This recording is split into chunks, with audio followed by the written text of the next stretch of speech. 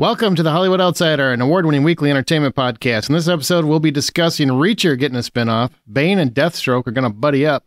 Reviews of Megalopolis, or Flopalopolis, whatever it's called. Lee, and Nobody Wants This.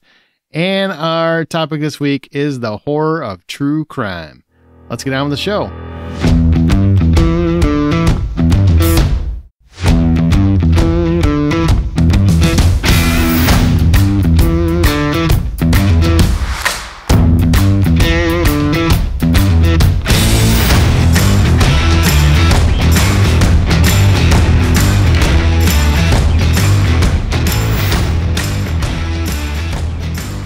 My name is Aaron Peterson. Joining me today, my fellow host, John Davenport. Hey, buddy. Amanda Sink. Hello, hello. And that's it. Troy is off this week.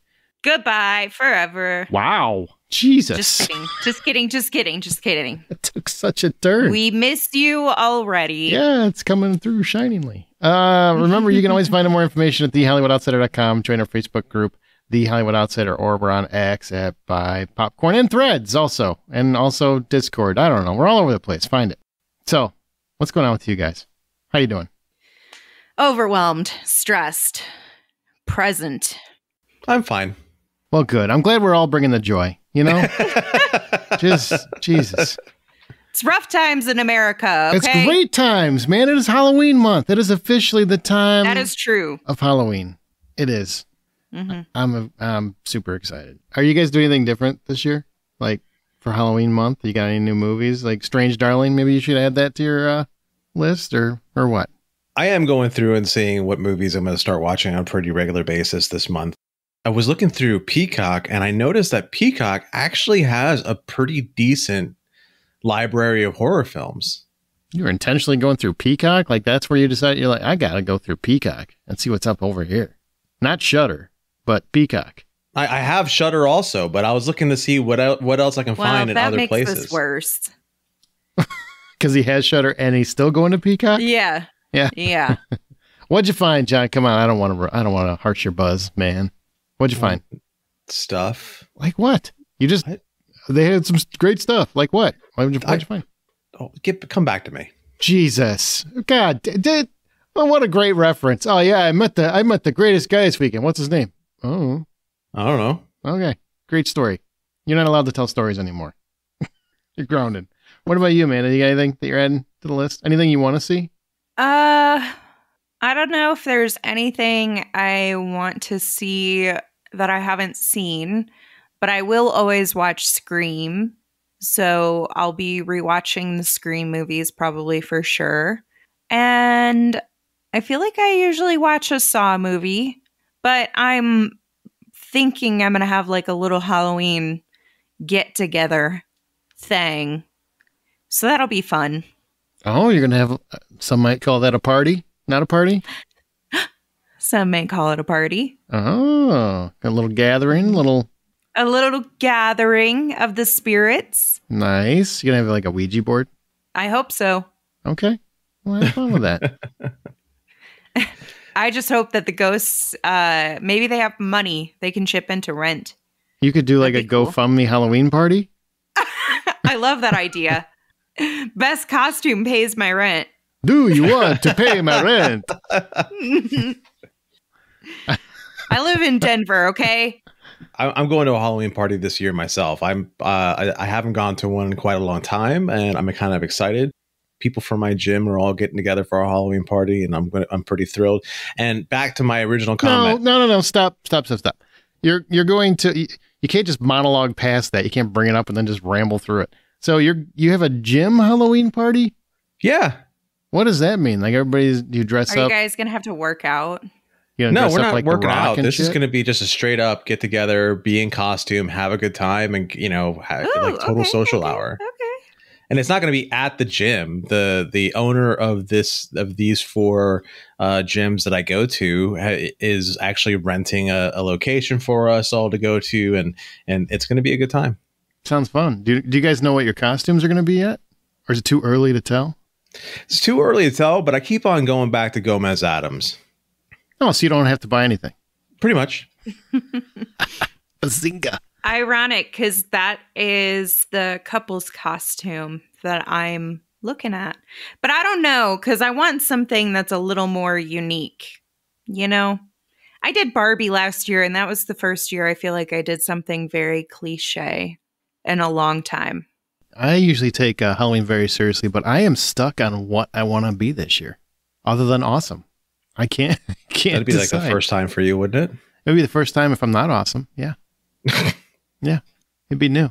I don't like new ground like that. A lot going on this month, so it's going to be, a lot less time to plan. So I'm going to have to see what I got. Last year I went as Ken. I thought that was a fun time. So I don't know what I'm going to do this year. I'm curious what other people are doing. Like, what is the Buzzy costume of the season? I didn't expect the Addams family to be. I mean, I guess Wednesday maybe, but not. Mm-hmm. Not those two. Not Morticia and Gomez. So that's kind of an interesting turn. Maybe I'll go as Beetlejuice. Just bring it home. Good choice. It's very topical. How are you going to pull that off? I mean, are you just going to wear your normal clothes? You can't use the same joke I already used on you back at me. Because what it does is all the sting's already been taken out because I already used it. So that's how. So that's how I'm rubber, your glue defense doesn't work, huh? No. All right. You gotta come up with your own shit, man. Can't just rip me off. All right? You're not Quentin Tarantino. Yeah, I am. You're not. Speaking of guys who are full of themselves. So Daniel Day-Lewis is unretiring to work on a movie with his son. This literally just came out before we started recording. Daniel Day-Lewis and Ronan Day-Lewis, his son, they co-wrote a film, and they are going to do it together. He's coming out of retirement for this. And it's described as an exploration of the intricate relationships between fathers, sons, and brothers, as well as the dynamics of familial bonds. And I feel sorry for anyone that's trying to win an Oscar that year, because you're probably going to lose. Yeah, the Academy Awards love them. Yeah, is like Daniel Day-Lewis going to play the dad and the brother at the same time? And the son. All right. And Monet is the name of the movie. So, interesting. I mean, he's coming out of retirement. This is the second time he's retired and the second time he's unretired. So I guess he retires again. Nobody should really care. Just assume he'll probably come back when he's ready to. He must be tired of making shoes or something. No, he probably bought a new house, got extra shelf space. He's like, I could use a couple more awards. All right. Well, something we can move on to that's exciting is that Reacher has a spinoff. Official. It was reported like a while ago, but that was not confirmed. Now it's confirmed. So Maria Sten will lead Prime Video's untitled Neagley project. And when she learns that a beloved friend from her past has been killed in a suspicious accident, she becomes hell-bent on justice.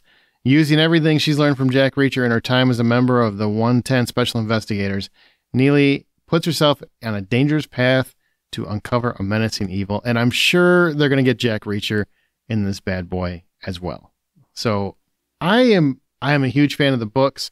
I know Neagley is really a small part of those books. She's not, she doesn't have her own series, you know what I mean? But I think this is fantastic because I think Maria Sten really created a much more layered, deeper character than existed on the page, and she's made it her own, and it's time for her own series. I love this. I absolutely love this. I love this too. This is going to be exciting to see what they do with it. I like the idea of this being such a powerful heroine lead for her, especially the way the character plays out in Reacher. So are you saying that this is there's going to be a lot more original content built into it because it's not as developed on page? Yeah, there's no existing story. This is I like that. Why do you like that? I mean, you didn't read the book, so you didn't miss anything. It's all new to you. Well, no, but I feel like it gives a more fair criticism because whenever it's when it's an adaptation based on a book, critics are very, very tough on it, whether that's legitimate critics or just audience critics. And it makes it harder for me to know if it's something that I actually want to invest my time in. So when it's based on the original story, there's not biased perspective built into it. Did you watch the first 2 seasons of Reacher? You watched the first season. I remember that. Did you watch the second one? First season and like half of the second season, I think. You didn't finish it? I don't know. I feel like I did, but I might not have because I don't remember what it is. Wow. I'm looking forward to whatever they do with it, and I'm glad she's got her own show. I hope they both just keep popping up on each other's show, though. Like, even if it's just for an episode. That'd be fun. That'd be cute. It'd be kind of heartbreaking for her to not show up in a Reacher episode because she offsets Reacher so well. I'll have to find somebody else to do that. I mean, there's a lot of adventures in his books where she never pops up and the character itself, and it's just Jack Reacher. And honestly, I think they probably need to do a season now that they have this option where it's more minimal. Back to like the first season, you know? Let Jack Reacher stand on his own a little bit more. Stranger Things is bringing Frank Darabont back. Speaking of retirement, I should have segued to this earlier, but it's just if you don't know who Frank Darabont is, he's one of the best directors ever, I think. He did Shawshank Redemption. He did Green Mile. He created The Walking Dead. He's The Mist. He's fantastic with Stephen King properties and anything horror, that's for sure. So the idea of him directing a couple Stranger Things episodes for the final season is pretty exciting news. And I think that's something that we should be excited about when we get filmmakers coming back, like very talented filmmakers coming back to the forefront. Unless they're Francis Ford Coppola. Maybe then we have a longer discussion. I'm really excited about this because I feel like with everything that he's done that you reflect on, I mean, even just with the titles you mentioned, those are some of the best properties and most like notable properties that have existed. So I get very excited about what he could do with Stranger Things. Yeah. Get your last shot out the door. Go crazy with it. Do something fun.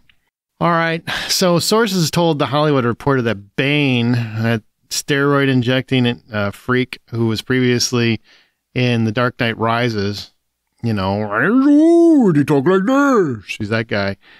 And Deathstroke, another, if you don't know who that is, it's another popular arch nemesis from the comic books that was originally going to be played by Joe Manganiello, but never got the chance. They're being lassoed together for a movie. James Gunn and Peter Safran, the DC studios, are going to make a combo film of some sort. We don't know what kind of combo it is. I'm guessing maybe Deadpool and Wolverine-ish, but the script is coming from Matthew Orton, who wrote the upcoming Captain America Brave New World. So this is an interesting development because we haven't heard much new stuff coming out of DC studios just yet. So this is our first taste. Yeah, it seems like they're playing a lot of things close to the vest. I mean, any news that is coming out really has everything to do with Superman because that's the movie that's being filmed at the moment. It's going to be an interesting take, I guess, because Deathstroke and Bane are such different characters. I don't know how a buddy cop comedy or buddy cop movie is going to work with the two of them. They are pretty much staples in the Bat family when it comes to villains. Deathstroke has his beginnings as being a heel for the Teen Titans, which is where you find Robin, and then Bane, obviously, what he was created specifically to be a heel for Batman. So I don't know how to take it. I don't know how to. I'll be interested to see what they come up with, but it's not something I'm excited about yet. Really, I'm kind of surprised. I have reservations for anything DC and Marvel still to this point. So I will watch it, but I'm going to be trepidatious about it. So Deadpool versus Wolverine and Wolverine. I don't know why I keep saying versus. That didn't win you back to Marvel? It was a great win that I think we all knew was going to be a win. But to me, that doesn't change the trajectory until we see more of it. We have to see consistency before I'm like, okay, I trust you again. Yeah, right now, Deadpool and Wolverine is a one-off versus everything else that's out there. Yeah, in DC, we all know what's up with them, right? It's hard to get excited, unless you got Harley Quinn in it. It's hard to get excited about it for some reason. I am shocked he's putting so many eggs in the Superman basket. I know if you're a diehard Superman fan, you're probably excited for it. I don't know many people that are diehard Superman fans anymore. I feel like that's an older property that's kind of lost a little bit of its luster in today's more anti-hero rich department, This goes back to the interview with Frank Darabont about why he's coming back to Stranger Things, where we live in this world where we put villains essentially up on a pedestal, and we're constantly watching shows or movies that are about villains taking advantage of people or hurting people or something to that effect. And there's so few things out there focus on the good in people, and that's why he wanted to come back for Stranger Things. But also, that's probably why we're focusing on Superman, because if you can do him right, Big Blue is all about compassion and kindness. So it's going to be interesting. It makes sense for that reason. We need that, honestly. Yes, we do. I need that. I don't even like Superman as a character. I think Superman is a super bland character personally. And don't get me wrong, I love Christopher Reeve and I love Henry Cavill and everything else. Henry Cavill at least made him interesting to me again. Mm-hmm. But I also am just tired of dark and dour and rage fueled everything, I think. So yeah. something happy and positive sounds promising to me. If you could bring that back to the forefront, I would be super excited, which is kind of why I'm a little surprised by this. We're going to have this villain face-off of some sort. Meanwhile, we're trying to kind of up the positivity to a degree on the DC front. But you got to have villains. I get that. I'm just kind of surprised about this. All right, well, moving on. Hellboy, the Crooked Man is skipping theaters and hitting direct-to-digital October 8th. Probably by the time you hear this, I don't know. And many jumped on the bandwagon of that it must be poo. I don't know. I haven't seen it. I really probably don't have any desire to see it. I just think it's a bit ironic because just a couple years ago, there were loud voices everywhere demanding everything come to digital immediately. And now we're back to the idea that everything direct-to-digital is bad when we have wonderful films that are on direct-to-digital, that Omni-Loop, Continue. These are both very good films that went direct-to-digital. So are we just freaking hypocrites nowadays? Or we can't accept that things can go both ways, if you know what I mean? I think it's more about this is a significant enough property that is surprising it's going straight to digital. We're not in that world where these big franchise movies, and I understand it doesn't typically sell very well, if I remember right, on box office for the Hellboy movies. I think it did well in the beginning and then it started to kind of taper. But you can probably correct me if I'm wrong, Aaron. I feel like when you have a property or like a franchise like that, people are anticipating it to go to theaters. So when it doesn't go to theaters, then it's like, well, is there something not good about this that we're not even willing to take the opportunity to put it there, that we're just going to send it to digital? I mean, I guess I can understand that. I mean, I would probably, I don't know, I make the argument that Hellboy is not that top tier of a property that some make it out to be. I mean, the first two movies did okay. They were never monster successes. And the last one was a floppo. So to me, I'm not surprised at all that this would go direct to digital, even if it was a more high quality production or something. Like, to me, it's just really a kind of a mid-level property to begin with. I think this one also has the issue of like, it doesn't have any big name talent to bring it up, right?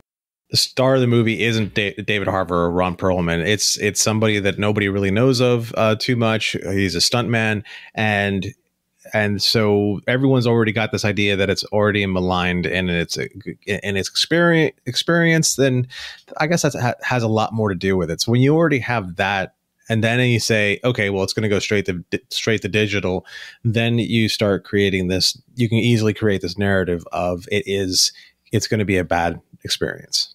I just think it's funny. I think it's funny. Like everybody was trying to convince me that direct-to-digital is top tier now and theaters are going away. And now if it doesn't go to the theater, it's crap. So like, pick a side. Like what lane are we in? Or we can't stay in a lane for longer than 2 months. I don't understand. But I'm glad movie theaters are still successful. I understand your argument. I could get behind your argument a little bit more if you were talking about a movie like Megalopolis or by like Deadpool and Wolverine, and yeah, everyone is saying it's going to be poo poo because going straight to home video, or it's going to be poo poo because I can get behind your argument. I don't think this is the one where you should be putting up any sort of like stake polls or anything about how people are being hypocrites about it. Well, I will tell you, people that saw the trailer, people that didn't see the trailer is kind of weak. I'll give you that. But as soon as I started seeing articles where it's going direct to digital, people said, "Well, this must be garbage." I mean, I saw that instantly when that news came out, and to me that means, well, so you see direct to digital is bad, right? Because they expect, like, quality productions or big productions should go to a theater. That's the way that people, I assume, see it. And the fact that it wasn't means that it's automatically garbage. They don't even give it a chance, which maybe it just had a very low production budget because it was a very under the table kind of production, you know? Oh yeah. Nobody knew this was coming until it was almost here. Just showed up, guy starring in it, and he's like, I'm in a movie this week. Who knew? So yeah. He didn't even know he was in the movie. He had no idea. No idea. Jack Kesey is his name. He's the latest Hellboy. We're always trying to make Hellboy happen, though. Always. That's the takeaway. It's just not Fetch. Stop trying to make Fetch happen. There you go. It's not. I really think it's a character that maybe is just better suited to a comic book. What? It happens. There are definitely those that exist. So our show is independently funded, therefore all the expenses are from our own pockets, and Patreon helps fans support their favorite podcast. You can get immediate access to all content in your respective tier, though, if you sign up, including we have our new episode from season 2 of Inspired by a True Story out on Patreon now. Doesn't release until October 14th in the rest of the podcast feeds, but you can hear it now if you go to patreon.com/The Hollywood Outsider. That's patreon.com/The Hollywood Outsider. And you can always hear those earlier on Patreon. So, and we'll talk more about that show and that topic when we get to true crime, because it's kind of, all connected. Now I want to go to spoiler-free reviews where we try to, keep the spoilers out of these things. And we're going to talk about 3 properties.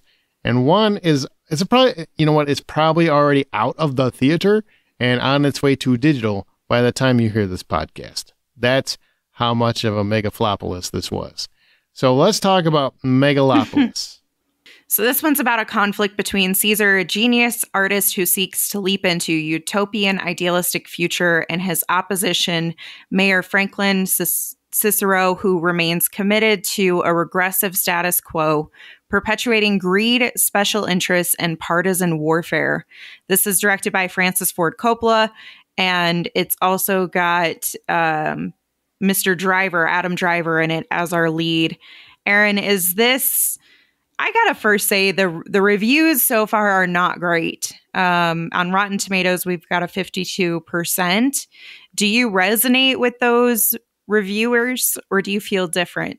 Oh, yeah. On the aggregate, there are, it's Rotten Tomatoes is an aggregate, and there are some out there giving it a 9 or a 10, and I feel like that's name value. That's Francis Ford Coppola's name, because I go under 5. Like, there's no way this movie even gets to 5. It is a terrible film. Whoa. Yeah, it is not good. You can have all the visuals, the cinematography is great, shot compositions, there's some interesting work being done with the camera and special effects and whatnot. And for people that don't know, Francis Ford Coppola funded this himself through his wine vineyard money to the tune of $120 million. No studio would touch it. That should be your first indicator. Studios didn't want anything to do with it. Finally got Lionsgate on board. They basically released it, but they took no penalty. So it's all Francis Ford Coppola's money. That's the skin in the game, right? Lionsgate doesn't have a whole lot invested in this release. And it was an absolute flop when it opened. And then there's a very good reason for it. Like, it is not good. It's a very incoherent story. It's nonsensical. I feel like I get it. The guy is a story director. He directed the Godfather trilogy. He's someone who has created a wide plethora of classic films. Today is not his day. This is not his shining achievement as he goes off into the sunset. It is just not a good film. It's very much about the idea being that New Hope is very convoluted. It's tied into Roman mythology to a degree, but it also is kind of part of the modern day. And it becomes like a big giant sermon about good versus bad and where we are in society and where we could go. Adam Driver is Caesar. He's working to create this utopia that'll be like this perfect world outside of the world, the tragic world that we live in now. and everyone will be happy. He's like, he's creating heaven, essentially. And nobody believes in him because they want power, they want money, they want greed, da-da-da-da. He ends up falling for the Mayor Cicero's daughter, who's played by Natalie Emmanuel. And it's just, I mean, it's the haves versus the have-nots, but everybody that the story's about are actually all the haves. You have Shia LaBeouf as his cousin, who's just constantly trying to tear him down because he hates how successful and popular he is, and he's just a nobody, and he's also weird as hell, and he's got a mullet, and I don't know why he's got a mullet, but he's got a mullet, and I feel like I'm in ramble soup right now, because that's how I felt watching it. And it's also freaking boring. The pacing is terrible. It's just not a good movie. And then Emmanuel's character, Julia, the last act, she's very important to the first 2/3 of the movie. In the last act, she disappears for literally a half hour. Has no value for a half an hour. Like, the major character is just gone for no real explanation. It's just, this is a terrible movie. Well, first of all, this sounds really awful. One of the questions I was going to ask you about is positives. There's a couple. Whether you feel this way and have a stronger critique for it because you know the capabilities of Coppola, or if this is, very much just the movie itself failed in so many aspects. And I feel like that's what I just took away from that last part. Yeah, no, I have no skin in the game of Francis Ford Coppola. I'm not a big Godfather fan, so he doesn't do a ton for me, but I respect his contribution to the arts. I mean, just because I'm not a big mob movie guy doesn't mean that he's not a great director. He's had a history of some great films. This is just not one of them. It is just a movie that is clunky. The story is all over the place. It's very nonsensical. The only two people that really put any worth into this, that make this worth watching it at all, are Aubrey Plaza, because she's basically Adam Driver's jilted mistress who ends up doing everything she can to get as rich as she can, but also kind of tear Caesar down, Adam Driver's character. And Shia LaBeouf, because Shia LaBeouf is literally taking it to an 11. I mean, he's basically acting how we all expect him to be in real life. That's how bonkers he is. Yeah. And besides those two, there's nothing here that I even think Adam Driver, who I normally really like his performances, and I think he's a very talented actor, I find nothing of substance in this role. I just don't. So when you said that there are positives and there's good in this movie, you really just meant that there are two solid actors. No, I mean, like, there are moments, like I said earlier, the composition, some of the framing of the shot, some of the transitions, there is some artistic merit there. There's some real value in, you can see the flashes of genius that obviously exist in Francis Ford Coppola's head. Unfortunately, not all of it is coming through. It's jumbled. It's like cherry picking. And unfortunately, the story isn't part of that picking. It's all just visual flashes, and it's not consistent. It's not even like a consistently, like, there are a lot of directors who have visual flair, and they can make a movie just pop just on visuals. Michael Bay is one of those directors, right? He doesn't have to have the best characters. He can make visuals pop to make you kind of get invested in the story. Even the visuals aren't enough to carry this. Like, the story's just that bad. It's a wreck. I mean, I thought Uwe Boll was going to show up at some point because it's just that poorly directed. So if the full price of admission were $10, what would you pay for Megalopolis? $3.50. Holy smokes. Yeah, wow. That's brutal. I almost walked out. I've hardly, if you don't know me, I've hardly ever walked out of a movie. I've walked out of two movies in my entire life, Green Knight and Natural Born Killers. And this was almost the third. I was very close to walking out. It's just, wow. And then I got to a point where, like, well, I got to see how it ends. I mean, I made it this far. I made it like, 2 hours. Let's go the 15 minutes. Let's ride this out. And I wish I would have left. He's so angry. I could have got my 15 minutes back. Yeah. Just damn. It's not even worth watching to see if it could be better. Not good. Not good at all. Oh, But now we can move on to something great the way I hear it. I don't know if this is true, but nobody wants this. I want all of this. I just want that on the record. Okay.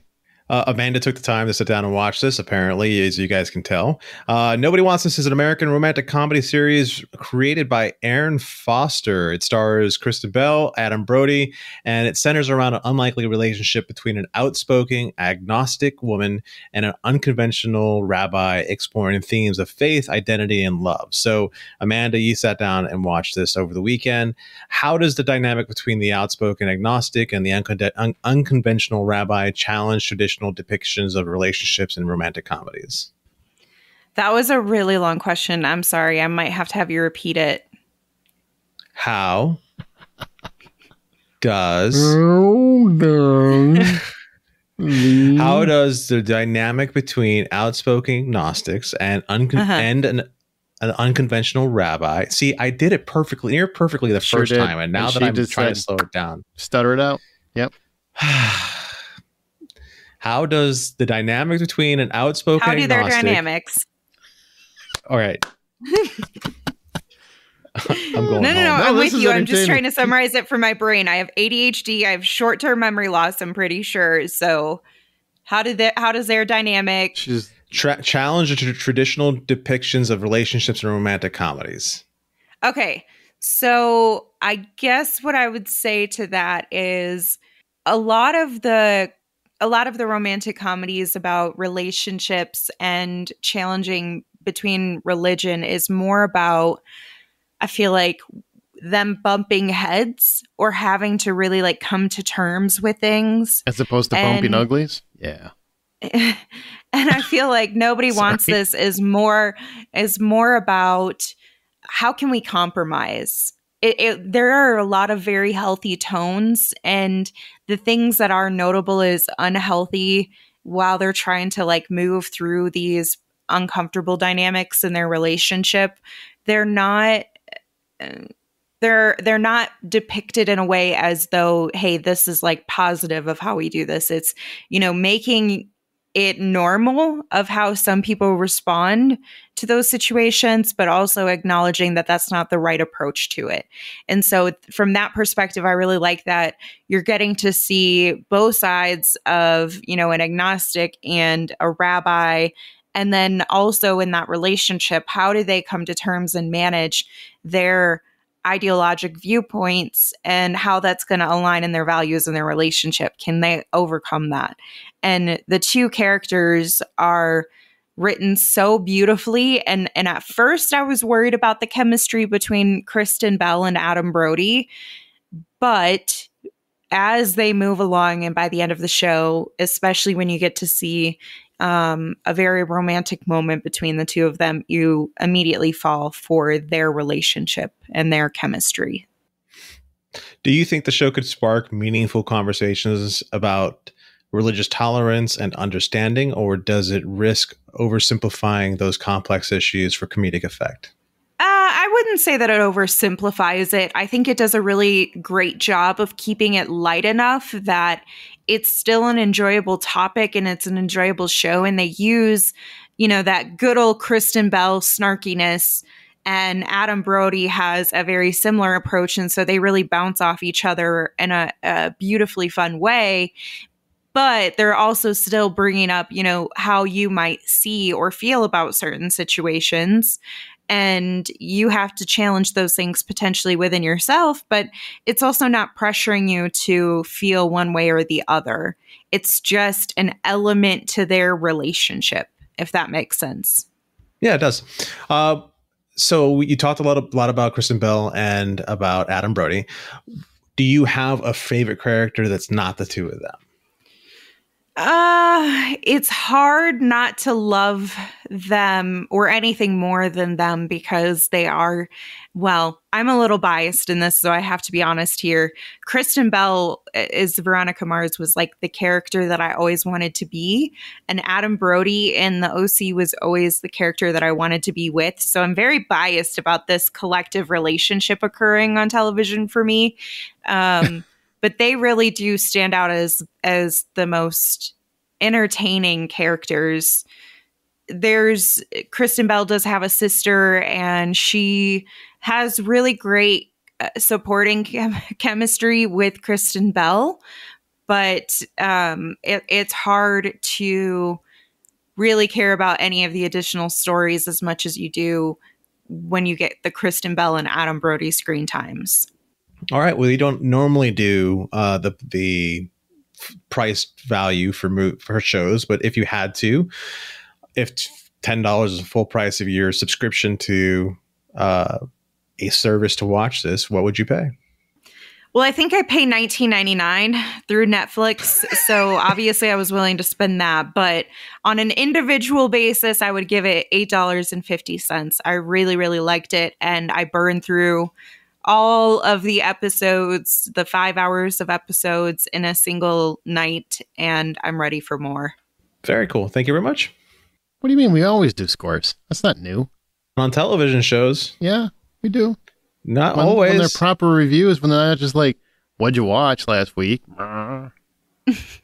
Okay, so our last spoiler-free review is going to be for a movie called Lee, which has Alexander Skarsgård and Kate Winslet.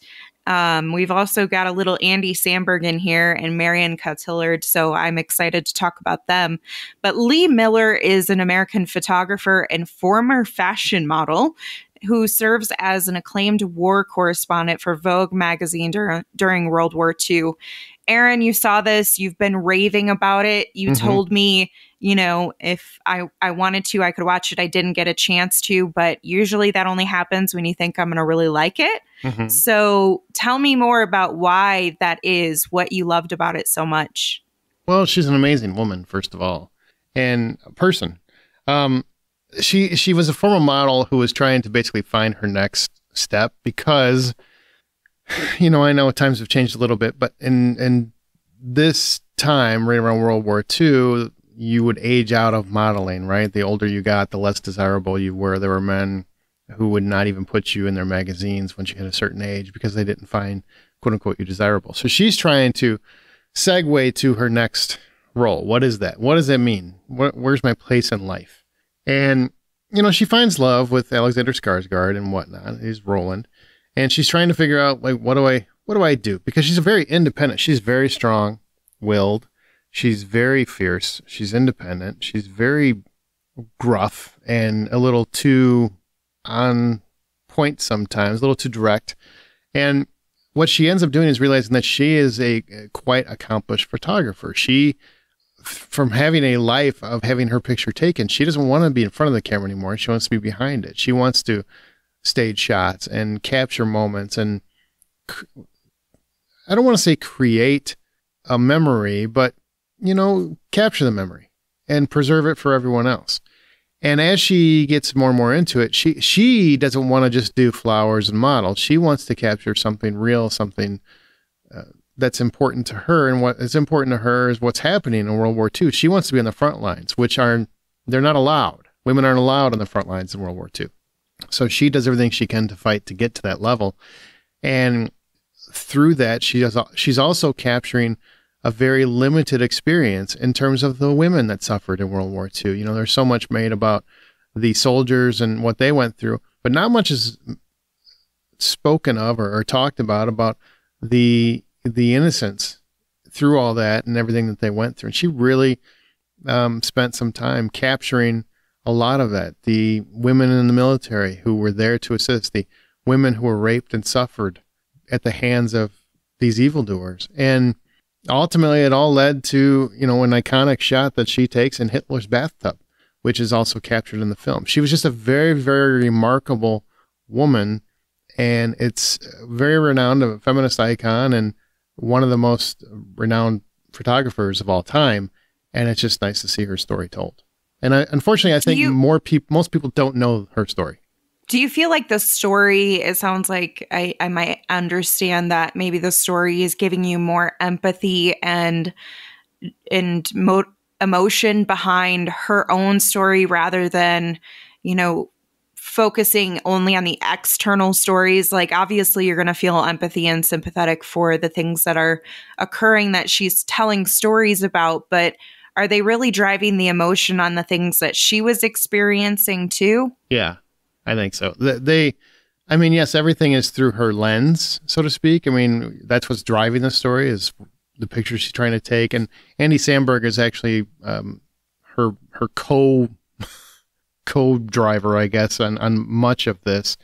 Her best friend who kind of comes along with her and joins her as she goes throughout different parts of Europe, seeing the remains that World War II has left and all the damage that Hitler has done. David, he plays David. And I got to say, he's very, very understated, very, very good. But it's through her eyes.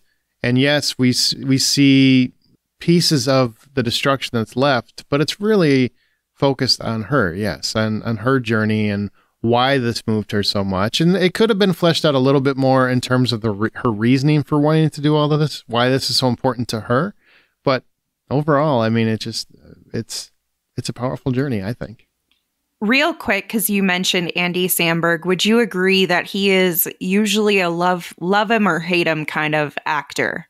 He's honestly, I think he's usually I want to punch him in the face kind of actor. Like I just people either love him or they hate him, and you're usually somebody who doesn't like him, right?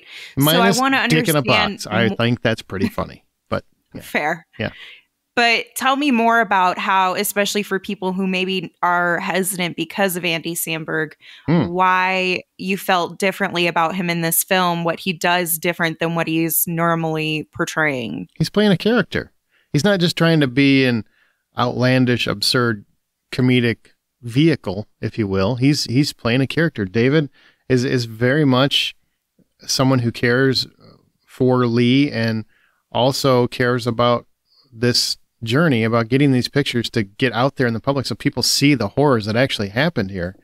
And, unfortunately, he's fighting the same government that Lee is fighting. Governments don't want to show even more tragedy to the masses, because it's all about keeping people in line, that sort of thing. So he has a stake in this. It's not his story, but he's part of the story. And it's the fact that he's not trying to raise the volume, if you will. He's just there to complement one of the best actors working today.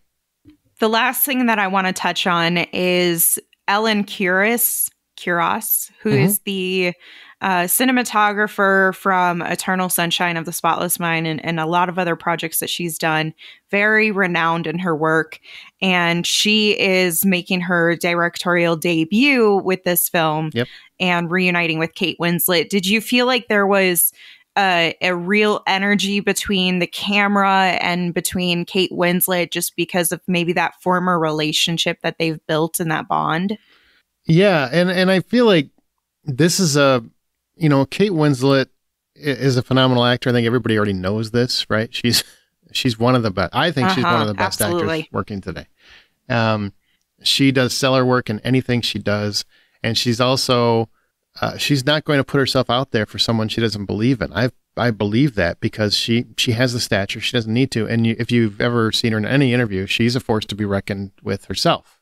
She's a very, she's just a force. And you can tell that this is Ellen Kuras' directorial debut. She's been a cinematographer for a long time. You can tell this is a love for her because the subject of this happens to be someone else who takes pictures and captures moments. It does the same kind of thing that she does. Now, I can only imagine that she has reverence for Lee Miller because this is the subject she chose for her directorial debut. And I know she's been trying to make it, I think, for 8 years. She's been trying to get this movie done.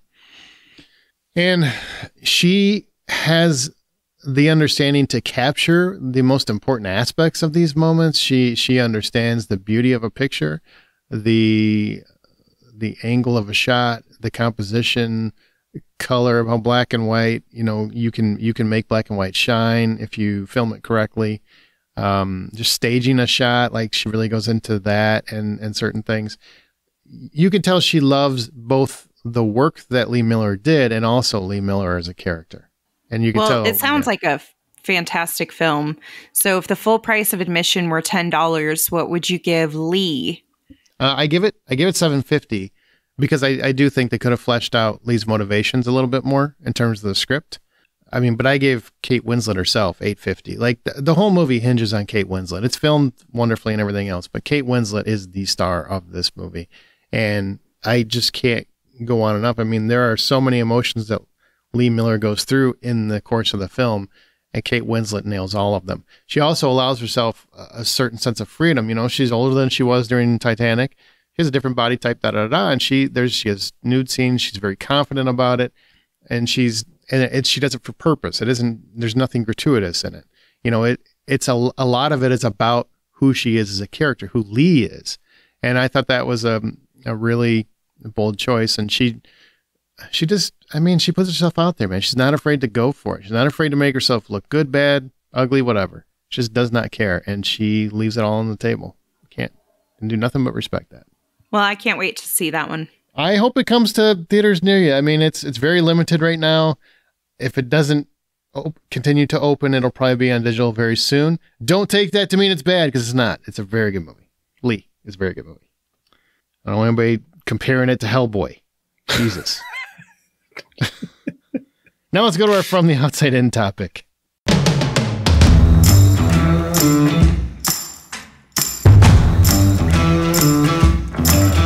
All right, so I talked about this earlier. This is going to be just casual conversation. Nobody's going to go on a tangent or a monologue. We're just going to yammer. Our true crime podcast, Inspired by a True Story, returns on October 14th. Figured it's a great opportunity to have this topic because he's not here. Troy's not here. You know, he's not on that podcast. He chose not to be. So you can subscribe now if you haven't already. There's already like 20 episodes, I think, on there. And been very well received. We were nominated. We were a finalist for a podcast award just recently, which is awesome. Did not win. Less awesome. But that's all right. And why'd you even have to point that out? Because people might ask, did you win? I'm just going to, save you the trouble. Don't write the email. We did. No. But we were in the top 10. So there's that. And the last time we covered this was 2018 with Kevin Flynn. Do you remember that, John? We had Kevin Flynn on for a true crime episode. Yeah, absolutely. He's host of the Crime Writers On. He's a part of the Crime Writers On family, as well as he does the Law and Order podcast. Yeah, Law and Order podcast. So big podcast. So that's a good episode if you want to look that up. But I kind of want to just talk about true crime and the horror of true crime. We're kicking off October. It's Halloween month. Blah blah blah blah blah. Are you guys numb to true crime yet? Do you feel like it doesn't impact you as much now because we've got TV shows, docudramas, movies, like everything? No, I find that I'm able to keep myself in a place where if it's a particularly harsh story or has a sad story being told about it, I do still have feelings about it. But it also depends on who's telling me the story too. I find that Dateline does a pretty good job of telling a story. There's a couple of podcasts that I've listened to or used to listen to that used to do a good job of telling the story about whatever was going on in a particular episode. But like an example of a negative reaction to this is that I recently tried to pick back up a specific podcast that deals with like maybe it's like a sword and a something or other. I don't want to call them out. Yeah, listen to Sword and Scale. Yep. Yeah, the host is very confrontational.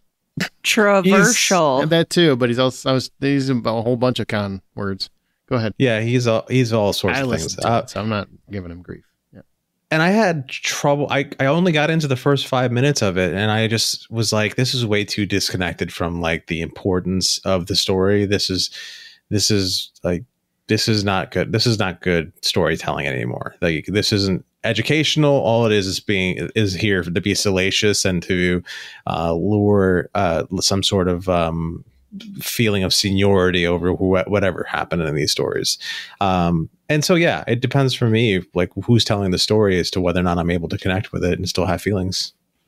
I find that I'm most drawn to the TV series or movies because I do watch those anytime that they come out and I've heard good things or I'm interested. Mm-hmm. So like I was watching the Aaron Hernandez series that was on Hulu.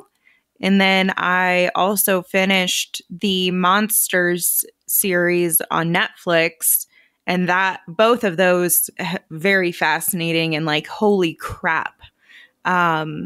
Especially when you like explore all the details of those cases.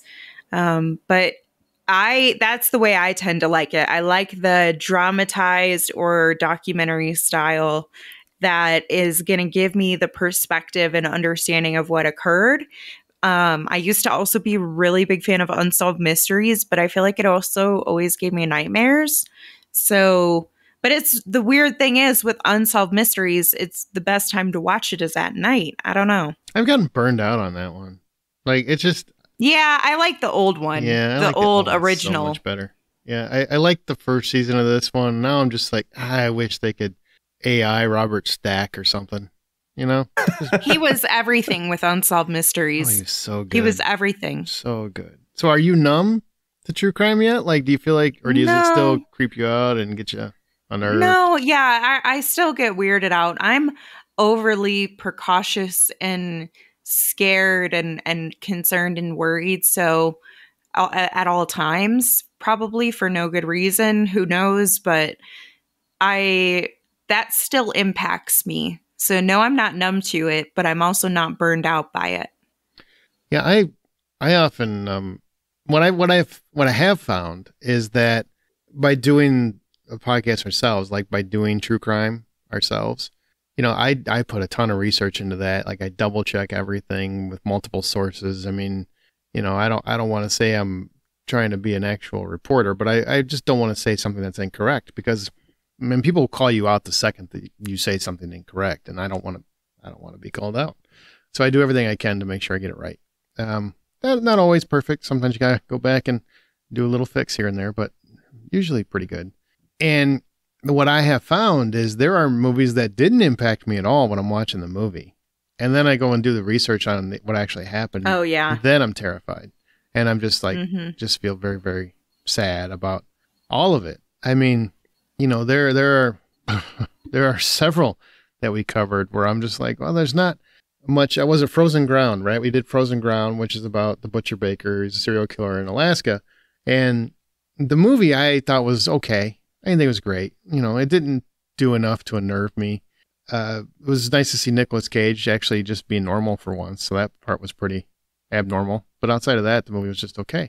And then you go and you research the case and you hear about what this guy would do and how he would pick up a prostitute while his wife had taken his boys out of town, right, to go visit family in the States in Alaska. He'd bring her to her house, basically kidnap her, torture her for a while, then take her on a plane, fly her out to the middle of nowhere in Alaska, then let her go, then hunt her down. Like that kind of stuff was way more terrifying than anything that I saw in that movie. Just reading that was more terrifying. So that's what I found is it has prompted me to research things more and look into it more and actually read up on what actually happens. And that just makes me, every time I think I'm watching a movie now and I'm like, well, inspired by a true story. Oh, geez, probably, like 5 seconds of it's real. Then you go look into half of it and you're, God, I wish none of this was real. Like the movie was so much safer and more secure than anything that happened. So that's been quite an eye opener for me. It's pretty hard. So I'm definitely not numb because it still gets me, but I do get numb to the movies. I think it's just, once you look into once you get documentaries, those are pretty hard. So what's the last true crime property, documentary or movie, whatever, that hit you like really hard? I mean, left you shaken, or a couple, if you have a couple, it's fine. To be honest, it would have to be Monsters for the Menendez story. Why that? I haven't watched that one. That's not a case I was too excited about, but why that one? Well, how they tell it is insane if you do not know the story. So I had no idea, and I don't even want to say anything, but it's just every time you think it's one thing, it's something else. So it's so hard to tell. Are you trying to protect spoilers from like a decades-old murder case? Yes, but the series just came out like a week or two ago. But the case is like 20, 30 years old or something. I mean, it's old. Yeah, but how they tell it, I'd rather you go in blind. You do that sometimes where you're like, you should go in blind. I don't want to tell you much. Okay. All I'm telling you is by the end of it, I was like, what the F? This is like, it was just a very insane story. And it made me so sick to my stomach. And I don't know. They did a great job in how they told the story to get a lot of impact out of you. Yeah, I've been watching some of the episodes of that, and they do.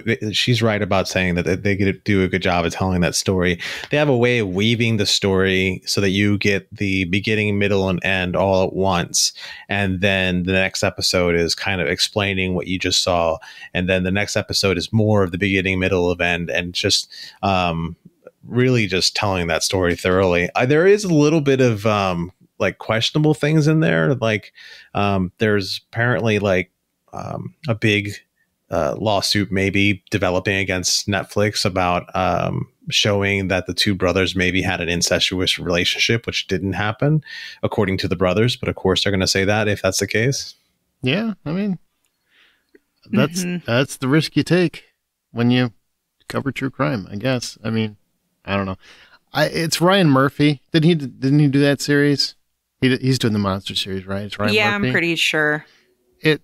I don't love him as a story. I know some people do. I don't. I think he can't help himself but veer into camp, and he did that in Dahmer. And I'm just like, why are we going campy? This like I'm way too close to Dahmer because I don't live too far from where Dahmer attacked, so it's like very personal in my area, and like he was a boogeyman for many people for many years. And I just don't think it was the way you should have handled that particular character. And I've already heard from reviews that they're doing this similar thing with this one. And I think pretty much that's probably why I haven't gone to it. And I know the next season is Charlie Hunnam is going to be Ed Gein. And that interests me because that's a story I know pretty well. And I'd like to see how you're going to camp that one up. But yeah, that's a weird choice for Ed Gein, I think. Yeah, I think so too. But you know what? The actors they've picked have all been pretty sound, I would say. Yeah. So yeah. They have. They know how to surprise you with that. That is something that's notable with those series. I will tell you two that have really I have found pretty impactful as of late. And you can go listen to Inspired by a True Story podcast, and you'll hear several of them that impacted me. But go listen to those. What I will mention is a couple documentaries that really got me. One was the Into the Fire, The Lost Daughter, which was about an adoptive mother who finds out that her daughter that she gave up for adoption was murdered decades ago. And because they basically contact her when they find a body and they need a DNA to verify the DNA match. And it's her basically becoming her champion for this daughter that she gave up and now is murdered and no killer has been found. And it takes some twists and it's really, I mean, it really is kind of powerful about family and that sort of thing too. So I recommend that one. These are both on Netflix. And the other one is American Nightmare. I was going to bring that one up. Yeah. That one, man, that punched me in the stomach because I thought I knew exactly what was going on. I won't spoil it because honestly, I did know the story, and having it unravel the way it did, really, every episode felt like I felt completely different about where I was the episode before. So I can't recommend both of those enough. I mean, those are some really powerful ones. I consume a lot of Dateline, and you do, man. Story, you mention Dateline all the time. I think you just sit around and like, I don't know. That's your with some Werther's candy, and just it really watch is my Werther's candy. Like it makes me feel safe. I don't know. Every time Keith Morrison's on the TV or in my ears when it comes to the podcast, I'm good to go. But that story is covered in Dateline. And I like watching the juxtaposition between the Dateline coverage and the Netflix coverage because it really is practically two different stories. And is it because they went in with an agenda, and this is after the fact, the American Nightmare one, or what? Pretty much, because Dateline has to work with the police, right? Sure. They got to be very careful as to what they do as far as working with the police. That way, that's how they keep the. And I have an example as to why that is. But they have to keep the police as far as those relationships fresh and clean, so that they can continue making the show for eons and eons as they have been. And American Nightmare had no, it had no like hold over it for the police, and you see exactly a different point of view, and it is interesting. Like another example is that I actually had a friend whose family was covered on Dateline. Mm-hmm. And I sat down and watched that episode, and it's hysterical what kind of shade they throw at this, because it deals with her sister-in-law and how her sister-in-law killed her husband, and she was seeing the pastor of the church, and the whole thing about it was there's no way that this woman didn't kill her husband, because there are fries that are uneaten on the counter, and the way those fries needed to be eaten right away or else they weren't as good, but everyone loves those fries. What? It's an insane story.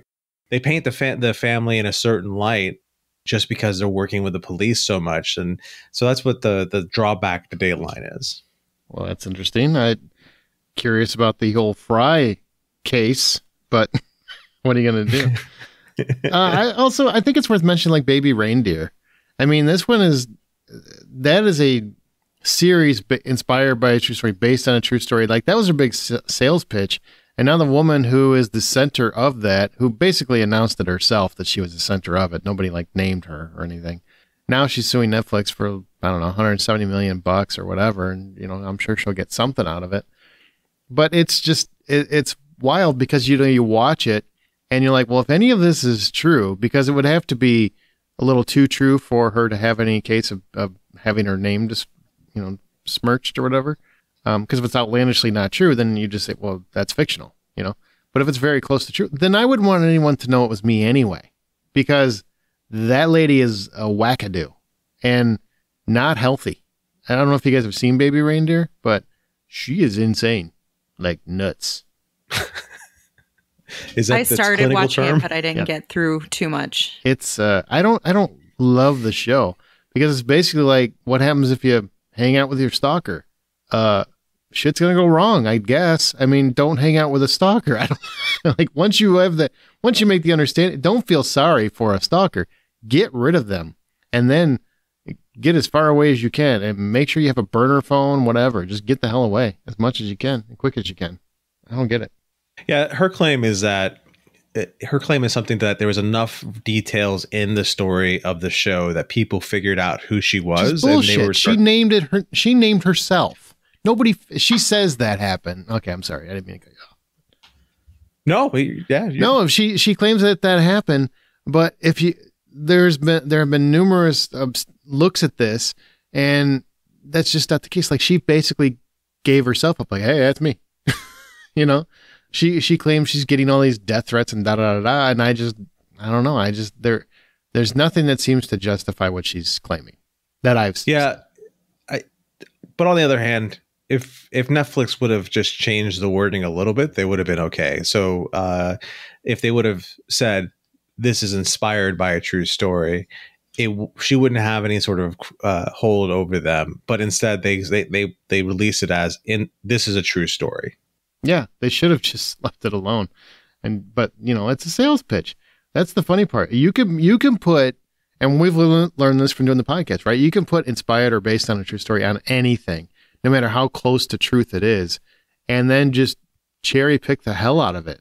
Mm-hmm. I mean, just cherry pick. Scream is a perfectly good example, speaking of Halloween movies. Yeah, Scream's a perfectly good example. And by the way, the true story behind that one is far more horrible than anything that ever happened in any Scream movie. Go listen to that episode if you want to be like freaked out, because the Gainesville Ripper was no joke at all. He was a little bit of a joke. Well, I mean, he never did say what his favorite scary movie was, and that right there, go to hell, to hell. Everything else Agreed. He did, terrible, but that was worse. Not kidding. What he did was the worst you could possibly do. Ugh, guy just creeped me out. Do you think we got too much of this genre? Honest Engine. We got too much true crime. Like maybe we need to go back to Superman and tights or something more positive. Some comedies. I miss some real genius kind of action in the world, you know? There's so much of everything that you can cherry pick whatever you want to watch. So yeah, maybe there is too much or a lot of true crime. But there's a lot of everything else too. There's a lot of comic book stuff. There's a lot of sci-fi stuff. There's a lot of dramas. There is crap true crime that you can watch. I'm thinking of stuff like there's those ID Discovery true crime shows that drive me nuts because you have so many of them that are like husbands who die because they said the wrong thing to their wife, or husbands who die because their wife was angry, or husbands. All of them are husbands dying is what I'm getting at. You can have all those shows, and some of them are great. Some of them have weird recreations in them. So yeah, is it too much? I don't know. I don't think so. There's no such thing as too much when everything is so much. Yeah, I feel like I get a good learning experience, if anything, out of true crime. Like that's a poor choice of words. Well, she didn't say training. She just said learning. Yeah, I do. Like I've learned different things to like. They were able to get in because this was in this way, and you should actually do this. And so it's helped me to what I feel is make myself feel safer. No, safer is the right word.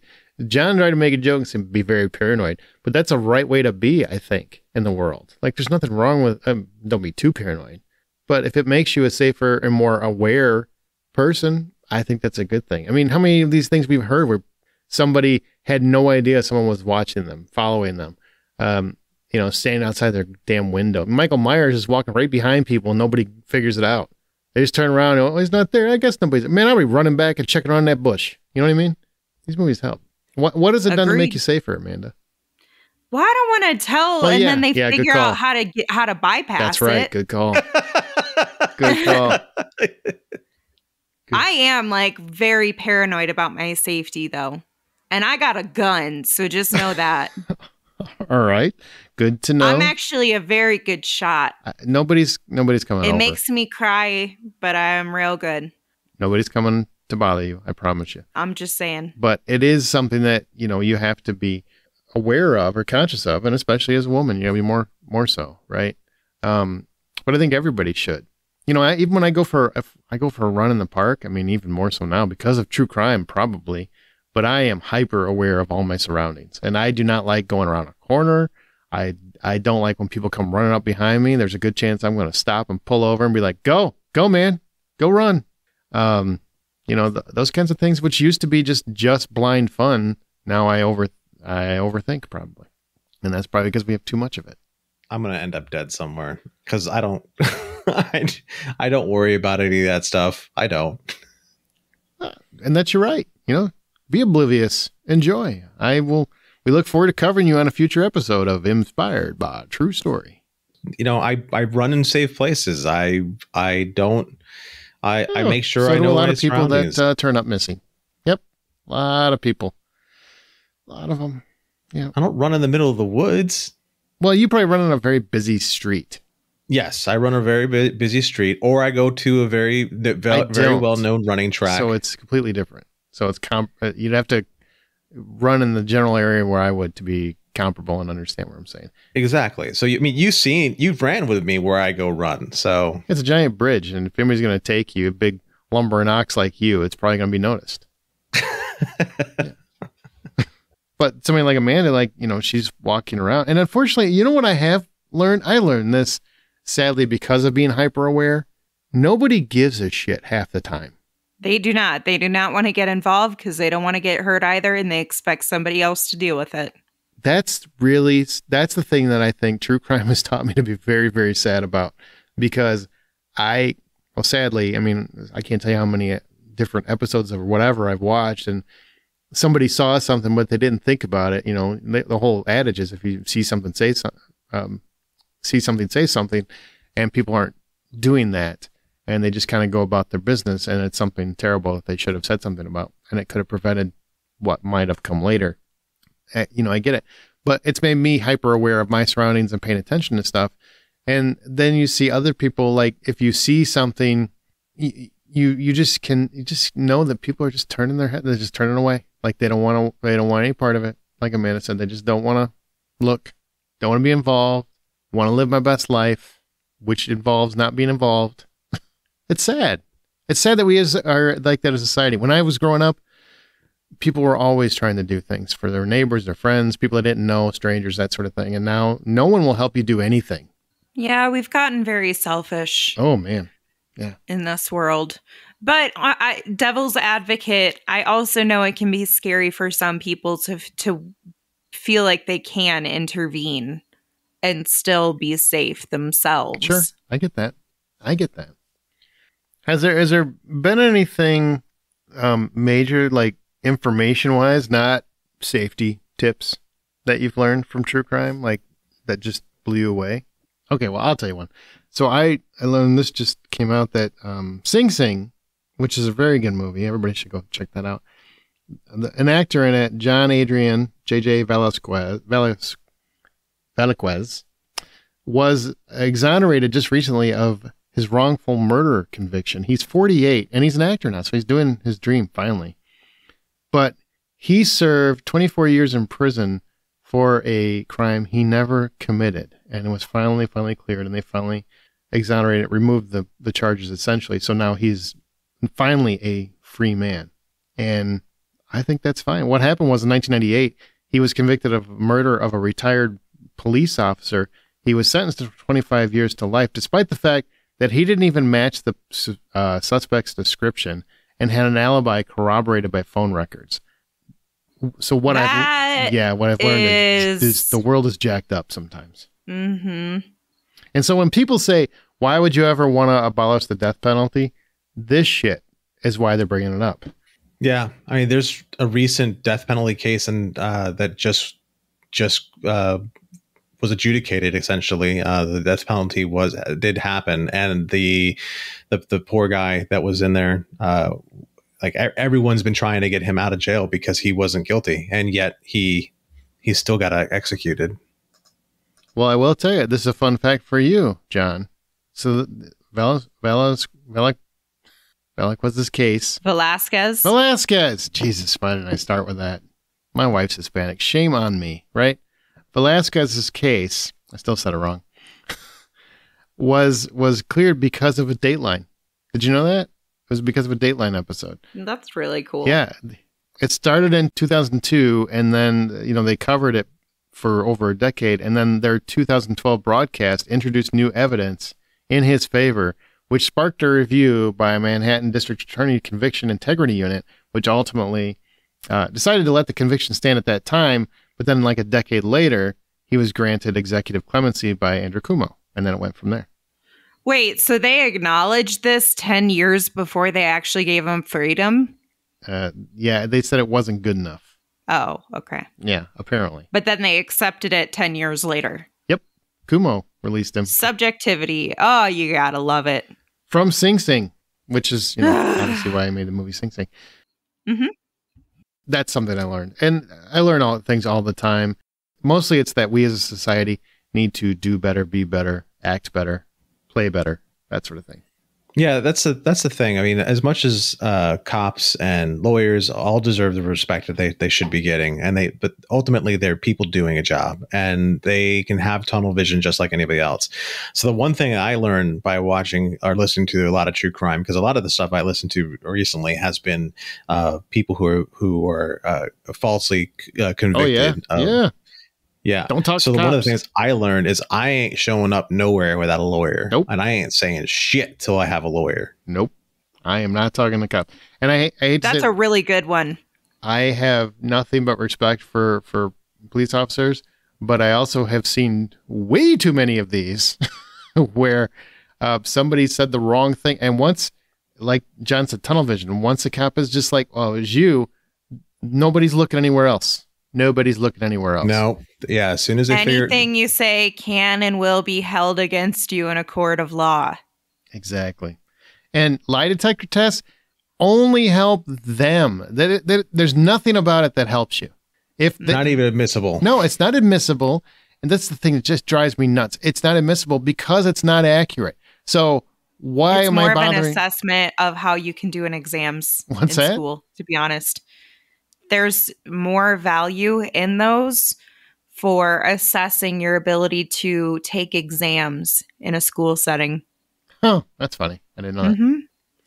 Well, I can tell you that if they were reliable, you could admit them in court. So whenever it counts, well, why wouldn't you take a lie detector test? Because if for some reason I'm too nervous and I jolt it up a little bit, all you're going to do is say it's me. And guess what? If I pass with flying colors, all you're going to do is say it's me. So let's lawyer up. Let's get this done, and let's see if we can move forward.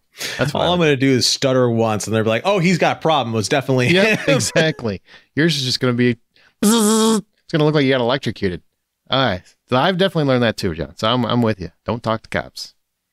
Speaking of Dateline, there is a recent Dateline episode called Sound and Fury. It's a crazy episode to sit down and watch. It's about a woman who is murdered, and her husband is an Atlanta DJ, and there's maybe a connection to another DJ. I don't want to. I heard that. I listened to that episode. I listened to the audio version of it. Such a good, like even watching it, because I did watch it first, but then I listened to it again. Watching it, it's such a crazy story because speaking of not talking to the cops, this guy was talking to the cops at every single bend he could, just because he thought the more he talked to the cops, the more he can control the outcome. And it's nuts. He wasn't too wrong. Didn't say it worked out for him, but wasn't too wrong. Another thing that a lot of true crime will teach you about is be mindful of what you're saying during silent, awkward moments, because a technique to get you to kind of pressure up is to leave a space of silence, because that's when people typically start to talk because they feel uncomfortable. So then they start to talk and then they ramble, and that can get you in trouble because, like Aaron and John are saying, that they'll use anything against you. So even if it's awkward and quiet, that's fine. Just sit there. I wish I could remember what it was. It wasn't Dateline, but it was some true crime show because I watched it. I didn't listen to it, but they showed video from the interview, and every time they asked a question, it was like a Dave Chappelle skit or something, because all the guy would reply was lawyer. He would sing it. He would just be like lawyer. Like they'd ask him if they wanted a water or anything. Lawyer. It was like that, just back and forth. It was freaking hysterical. And I'm like, I don't know if he did it or not, but he should walk free. I like this guy just for that one reason. Yeah, he entertains me. All right. Anything left on true crime you want to talk about, or you want to get out of here and go lock the doors? Lock the doors, lock the windows. Hide under my covers. Yep. Load the gun. Jesus, Amanda. Oh man, nobody surprise her. Don't do any surprise parties. My God. Yeah, don't do no pop-ups. We don't do pop-ups around here. I was raised in Rockford, Illinois. I was raised. All right, well, that's going to do it, everybody. Thanks for listening. And remember, the next time you head to a theater or stream comfortably on your couch or just watch a bunch of murder crime shows, buy popcorn. Or a gun or a hammer or a mallet or a bat or something. Jesus. You really should talk to someone. Protect yourself. Get something. Yeah, mace. I guess mace is like still, it's just they can close their eyes and still try to get you. Everywhere you go, lather up in butter, because then they can't catch you. What? You slip right out. That's disgusting.